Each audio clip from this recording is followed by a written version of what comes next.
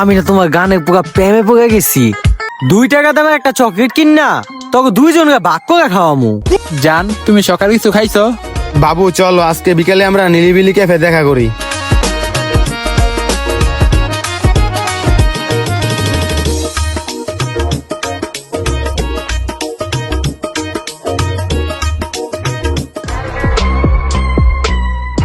কি রে, তোরা তো ঠিকই গার্লফ্রেন্ডের কথা কস।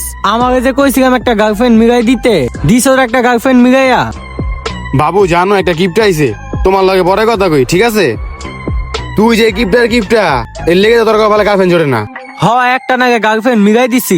এর আগের বার না হয় কিছু খাওয়াই নাই, এবার একেবারে কসম করলাম 2 টাকা দামের একটা চকলেট কিন না, তোকে দুইজনকে ভাগ করে খাওয়ামু। শালা এমন হারকিপটা দেখে ওর জীবনে কোনো গার্লফ্রেন্ড থাকে না।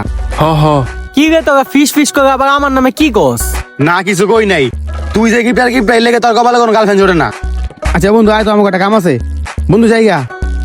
হ্যাঁ এখন গার্লফ্রেন্ডের কথা কইছি তো, এর আগে এখন যাবি গা।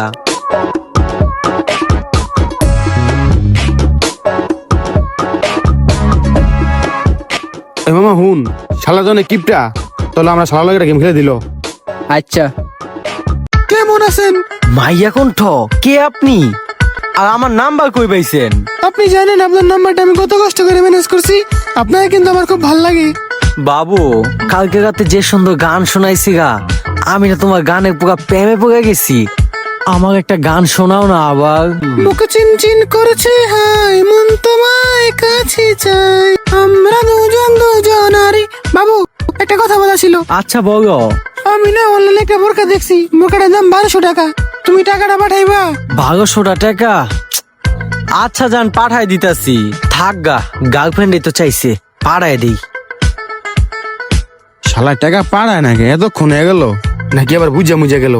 এই টাকা তো পাঠাই দিছে। বাবু টাকা তো পাঠাই দিছি, তোমার একটা ছবি দাও না। আচ্ছা ও পাঠাইতেছি। ওই শালা ছবি চাইছে, লড়ে একটা ছবি তুললে আর পাঠাই দি। ল শালার পাঠাইলে যেন অবস্থা রাখিব, শালা তো আমাকে খাওয়ায় না। ছবি দিছে গে মনে হয়। হ্যাঁ আজকে 2 দিন ধরে আমাকে নাটক গুগা করলো, আমার 1200 টাকা। সাগার পুতে আজকে খবর আছে। যারা বন্ধুদের সাথে কিপটামি করে আর গার্লফ্রেন্ডের পিছনে ঠিকই টাকা খরচ করে, তাদের সাথে এরকমই করা উচিত। ঠিক কিনা কমেন্টে বলে যাবেন।